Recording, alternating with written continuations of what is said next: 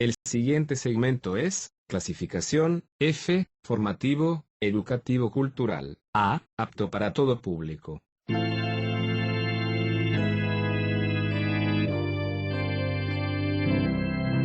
Bienvenido a Hora de Estudio Bíblico con nuestro maestro el Dr. Lehman Strauss. Este estudio es el resultado del tiempo personal con el Señor, el ministerio pastoral y la experiencia en conferencias bíblicas del Dr. Lehman Strauss. Él nos instruye y alienta con la enseñanza de la palabra de Dios. Ahora, el Dr. Strauss. Gracias por estar con nosotros. Les saludamos comenzando nuestro último programa en esta serie en el libro de Amós y vamos a dirigirnos a Dios en oración. Amado Padre, te agradecemos hoy por todo lo recibido de tu gracia, por cada evidencia de tu misericordia y Señor, buscamos tu persona para suplir cada necesidad. Sabemos que hay una única manera que tú tienes para hacerlo, y eso es a través de tus hijos. Te agradecemos que haya mucho pueblo cristiano que te ama tu palabra, ama tu obra, y están interesados en sostenerla con su aporte económico. Padre, no nos olvidamos de aquellos oyentes que no están en condiciones de enviar nada para el sustento de este ministerio. Puede ser, Señor, que la necesidad de ellos sea más grande que la nuestra. Si ese fuese el caso, te pedimos por ellos también hoy. Por favor, extiende tu misericordia y tu maravillosa provisión para ellos. Enséñales cómo esperar en los infinitos recursos de tu gracia. Oramos en el nombre del Señor Jesucristo. Amén. Muy bien, vamos a considerar Amós capítulo 9. En este capítulo, que es el último del libro de Amós, encontramos la quinta y final visión del profeta. Diferente a lo que sucede en las visiones previas, el Señor no le pregunta a Amós lo que ve. Lo que el profeta ve es tan obvio que no necesita ninguna explicación. Vamos a dividir el capítulo en dos partes. La primera es un cuadro de destrucción desde versículo 1 hasta el versículo 8.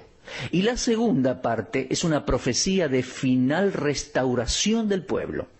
Así que les repito, un cuadro de destrucción primero y luego una profecía de liberación, restauración. Vamos a leer en el versículo 1. Vi al Señor que estaba sobre el altar y dijo, derriba el capitel y estremézcanse las puertas y hazlos pedazos sobre la cabeza de todos, y al postrero de ellos mataré a espada, y no habrá de ellos quien huya ni quien escape. Tremendas palabras en esta visión, ¿eh? Ahora, estudiosos conservadores discrepan acerca del exacto lugar del santuario al que se refiere Amós en la visión. Yo creo por mi parte que no podemos tener certeza acerca de cuál santuario Amós vio en la visión y que por lo tanto no podemos ser dogmáticos. El doctor Charles Feinberg, a quien respeto grandemente como enseñador bíblico y buen exégeta de la Biblia, ubica esta escena en el santuario principal del Reino del Norte, allá en Betel, no en Jerusalén. Pero por su parte el doctor Leach asegura que este no es el altar de Betel, porque para Amós, el profeta del Señor, había un solo altar digno de ser llamado altar, y ese era el altar en Jerusalén, porque el Señor jamás había honrado el altar y el templo de Betel con su presencia. Pero como les dije, de mi parte, francamente no tengo idea segura de cuál de los dos templos era. Y no estoy sugiriendo que el trasfondo histórico carezca de importancia, Pero digo, cualquiera haya sido el santuario y cualquiera haya sido el altar, estamos ante una visión que despliega varias lecciones prácticas y pertinentes, de manera que no es lo más revelante discutir sobre la ubicación geográfica del altar. Lo que ciertamente sabemos es que tenemos una escena en el santuario y que hay personas presentes.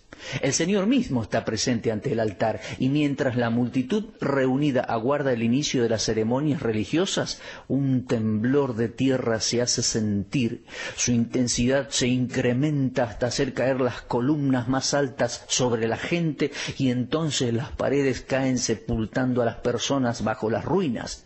2 veces Dios dice que ninguna persona escapará de la catástrofe.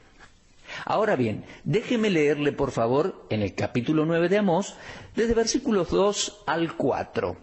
Dice así: aunque cavasen hasta el Seol, de allá los tomará mi mano, y aunque subieren hasta el cielo, de allá los haré descender. Si se escondieren en la cumbre del Carmelo, allí los buscaré y los tomaré, y aunque se escondieren de mis ojos en lo profundo del mar, allí mandaré a la serpiente y los morderá. Y si fueren en cautiverio delante de sus enemigos, allí mandaré la espada y los matará, y pondré sobre ellos mis ojos para mal y no para bien. En otras palabras, no habrá lugar para que ninguno escape y se ponga a salvo.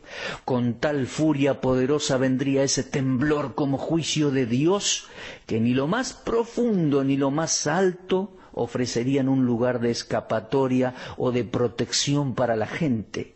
El Dios omnipotente estaba detrás de este violento cataclismo y no hay poder que pueda detenerlo, mi amigo. Aquí tenemos prueba incontrovertible de que Dios no aceptará ninguna religión que esté vestida con sacrilegio. El mensaje de Amós a través de su libro enfatiza el hecho de que la gente que asiste a la iglesia en pecado y pretende adorar a Dios al mismo tiempo, solo debe esperar el juicio de Dios. La adoración superficial e hipócrita no puede escapar a desastrosas consecuencias, mi amigo.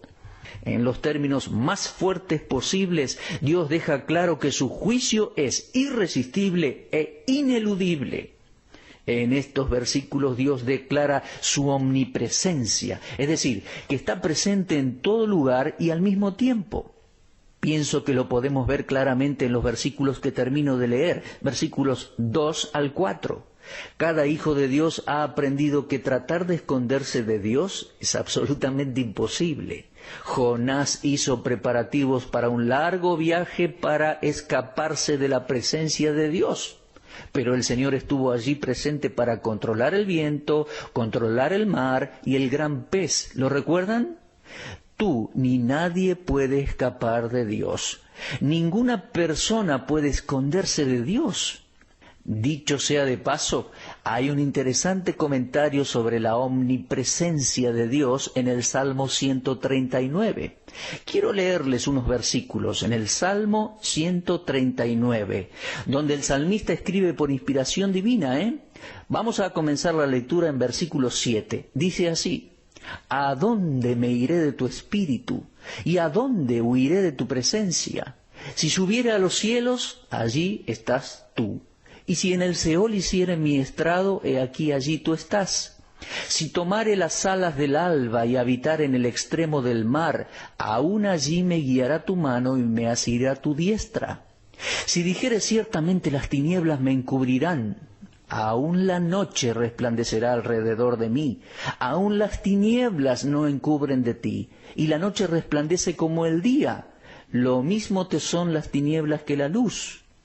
Un muy hermoso pasaje bíblico que nos habla de la omnisciencia de Dios, ¿verdad? Pero, ¿sabes? Esta es una fortalecedora y sustentadora verdad para cada hijo de Dios. Saber que estás en la voluntad de Dios y que Dios está contigo donde sea que estés.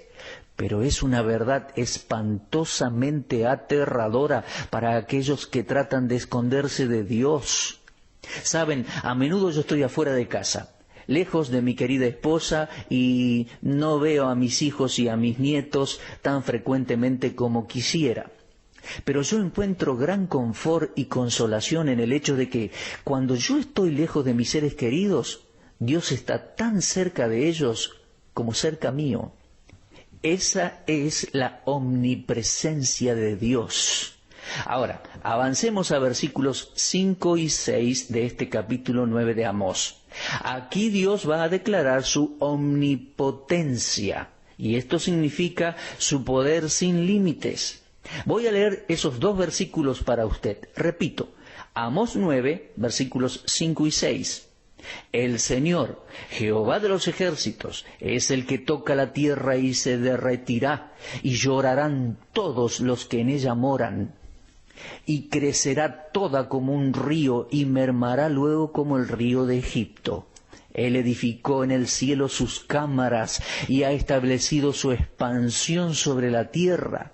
Él llama las aguas del mar y sobre la faz de la tierra las derrama. Jehová es su nombre. Como ven, esa es la omnipotencia de Dios.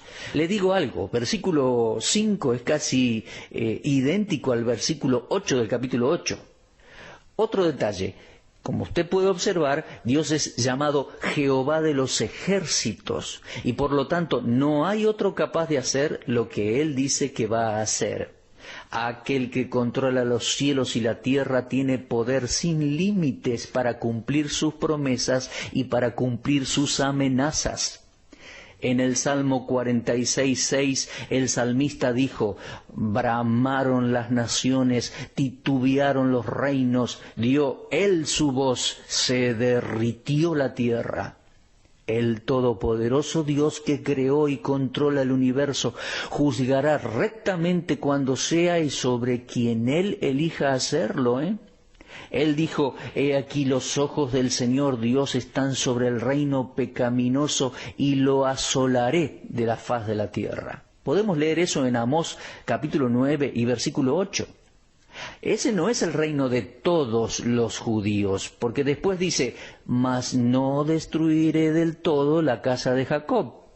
Así que usted ve, Dios puede hablar con certeza porque tiene un control absoluto sobre su universo.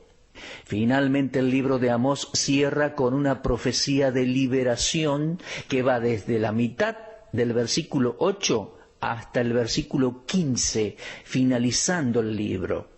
El Señor había dicho: no destruiré del todo la casa de Jacob. Dios dijo que destruiría el reino pecaminoso, pero no la casa de Jacob por completo. Así que usted ve, hay una diferencia.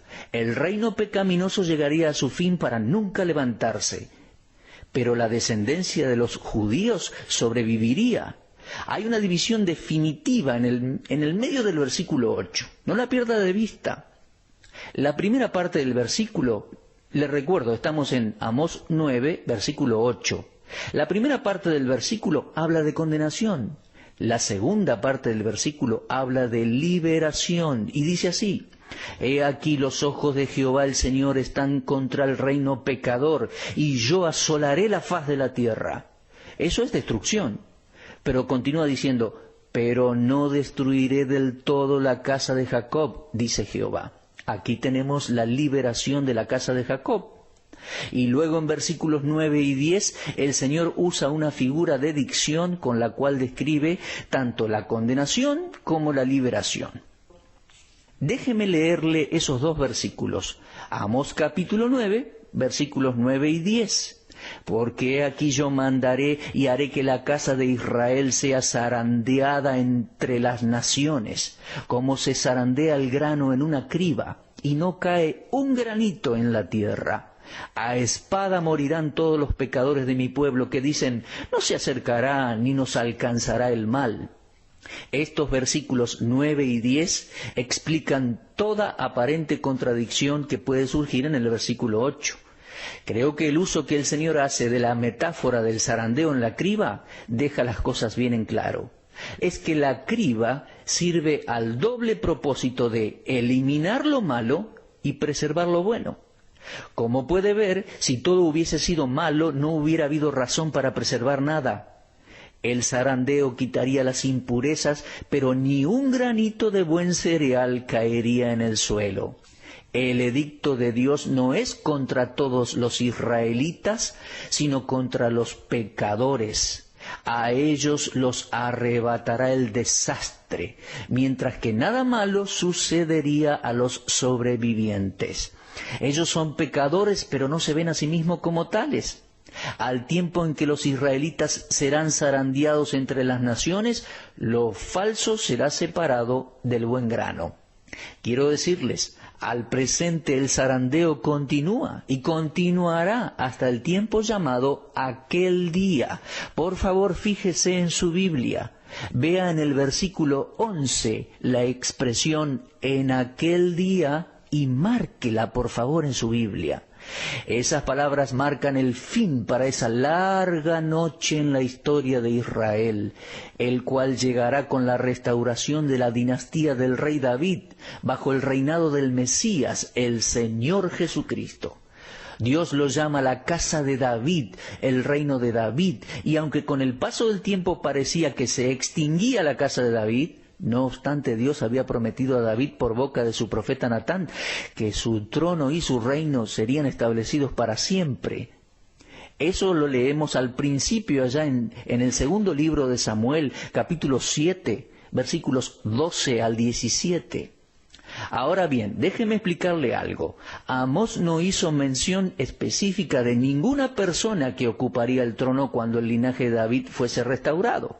De todos modos, no se nos ha dejado en oscuridad en este tema, Cuando el ángel Gabriel apareció a la Virgen María para anunciarle el milagroso engendramiento de Jesús, él le dijo a María, en Lucas 1, 32 y 33, «Este será grande y será llamado Hijo del Altísimo, y el Señor Dios le dará el trono de David su padre, y reinará sobre la casa de Jacob para siempre, y su reino no tendrá fin». Entonces vemos claramente que aunque en su primera venida Cristo fue rechazado por los judíos, cuando venga a este mundo por segunda vez, la casa y el reino de David serán restaurados. Ahora, si bien Amós tiene la reputación de haber sido un profeta de condenación, él también fue un profeta de esperanza. Porque él cierra su libro con una nota tierna de feliz expectativa. Cuando los judíos hayan retornado a su tierra y cuando como personas regeneradas espiritualmente vivan en paz y prosperidad bajo el reinado del Mesías, el hijo de David, y a propósito, el linaje de David. Recuerdo en este momento Apocalipsis 3:7. Allí Cristo dijo que él tiene la llave de David. Dios dijo a través del profeta Isaías en capítulo 22 y versículo 22, «Pondré la llave de la casa de David sobre su hombro». Eso es, sobre los hombros de Cristo. Hay muchísimas cosas buenas preparadas para Israel, infinidad de bendiciones en el futuro de los judíos creyentes. Amós menciona un futuro de prosperidad para Israel desde el versículo 13 de este último capítulo de su libro. Observe además que él habla de paz para Israel. Vamos a leer el versículo 13. Dice, «He aquí vienen días, dice Jehová, en que el que ara alcanzará al segador, y el pisador de las uvas al que lleve la simiente, y los montes destilarán mosto, y todos los collados se derretirán». Así como en el versículo 13 leemos de prosperidad y paz, los versículos 14 y 15 anuncian permanencia. Vamos a leerlos. Dicen así, «Y traeré del cautiverio a mi pueblo Israel, y edificarán ellos las ciudades asoladas, y las habitarán, plantarán viñas, y beberán el vino de ellas, y harán huertos, y comerán el fruto de ellos. Pues los plantaré sobre su tierra, y nunca más serán arrancados de su tierra que yo les di, ha dicho Jehová, Dios tuyo. Ellos tendrán permanencia en la tierra». Como usted puede ver, la profecía de Amós pasa del juicio presente sobre Israel a la gloria futura de Israel en la perspectiva de aquel día. Mis queridos oyentes, en aquel día Israel disfrutará tanto del Señor como de la tierra para siempre. Su eterna seguridad será como la eterna seguridad de los cristianos, la cual es prometida y garantizada por la persona del Señor Jesucristo. El Dios que hizo una incondicional promesa a Abraham y a su posteridad, cumplirá su palabra. Pero un momento, prestemos atención en cuanto a que la promesa de estar en la tierra para siempre es mesiánica y solo tendrá su cumplimiento cuando nuestro Señor Jesucristo retorne a la tierra por segunda vez. Así que la esperanza de Israel descansa en ser finalmente unida con su Mesías. También debemos notar que esta profecía no está limitada a Amós. sino que es la común esperanza y el sueño de todos los profetas del Antiguo Testamento. Su esperanza descansa en Jehová mismo, quien restaurará a su pueblo escogido cuando el Señor Jesucristo retorne a la tierra. Ahora, por favor, escuche, estimado oyente, la única esperanza para la nación de Israel es la misma y única esperanza para cada individuo en el día de hoy. Dios tiene una sola manera de salvar personas. Él no salva a los judíos de una manera y a las demás personas de otra manera, ¿no? No es el plan de Dios salvar a Israel o salvar a los judíos de una manera y a las demás personas de otra. El Señor Jesucristo es el único Salvador para todas las personas. Todo aquel que busque ser unido a Dios, que espere ser salvo, que espere ser liberado de la culpa y penalidad de sus pecados, solo encontrará esa experiencia a través de la fe en el Señor Jesucristo. No hay otro camino, no hay otra manera. Es que la Biblia dice, en Hechos 4:12, por ejemplo, y en ningún otro hay salvación, porque no hay otro nombre bajo el cielo dado a los hombres en que podamos ser salvos. Ya sea que usted sea un judío o no, usted debe venir a Dios a través de Jesucristo. ¿Ha venido usted a Cristo, mi amigo? ¿Ha confiado usted en Él? ¿Ha nacido usted de nuevo? ¿Es usted un hijo de Dios? ¿Sabe usted lo que significa ser salvo de toda culpa de nuestros pecados delante de Dios? Un famoso comercial de televisión comienza diciendo así: ¿cómo usted deletrea alivio? Bueno, ahora déjeme preguntarle, amigo, ¿cómo usted deletrea alivio de culpa y cargo de sus pecados? Hay una sola manera de deletrear alivio: el Señor Jesucristo. Mi amigo, crea en el Señor Jesucristo y será salvo, y salvo para siempre. Bueno, de este modo hemos llegado al final de este programa, pero también al final de nuestra meditación en el libro de Amós. Confío que estos 9 capítulos hayan sido una bendición para sus vidas. Esperamos que ellos hayan estimulado su interés no solo en el libro, sino en estudiarlo con mayor profundidad. En nuestro próximo programa comenzaremos una nueva serie de estudios y esperamos que la puedan disfrutar y sea de beneficio para sus vidas. Gracias por escuchar nuestro programa hoy. Por favor, escríbanos esta semana y cuéntenos que nos escuchan y si nuestro ministerio es de bendición para sus vidas. Si tienen alguna crítica constructiva, bueno, esperamos que pronto la envíen. Estamos abiertos a escucharles. Amamos escuchar a la gente. Y después de todo, yo no soy Dios, yo no tengo todas las respuestas, pero si pueden aportarnos sugerencias, con gusto las consideraremos. Tomen un momentito, escríbanos esta semana. De nuestra parte estaremos contentos de oír acerca de ustedes. De nuevo, muchas gracias por escucharnos. En la voluntad de Dios estaremos de regreso en este mismo horario y en esta misma estación radial. Y hasta entonces, manténganse mirando hacia arriba. Usted estuvo escuchando Hora de Estudio Bíblico con el maestro el doctor Lehman Strauss. Si desea escuchar una vez más este mensaje, visite nuestra página en la internet www.bdnradio.org. Le dejamos la invitación para que el día de mañana nos acompañe aquí, en este mismo horario y punto del dial. Hora de Estudio Bíblico es una producción de BDN.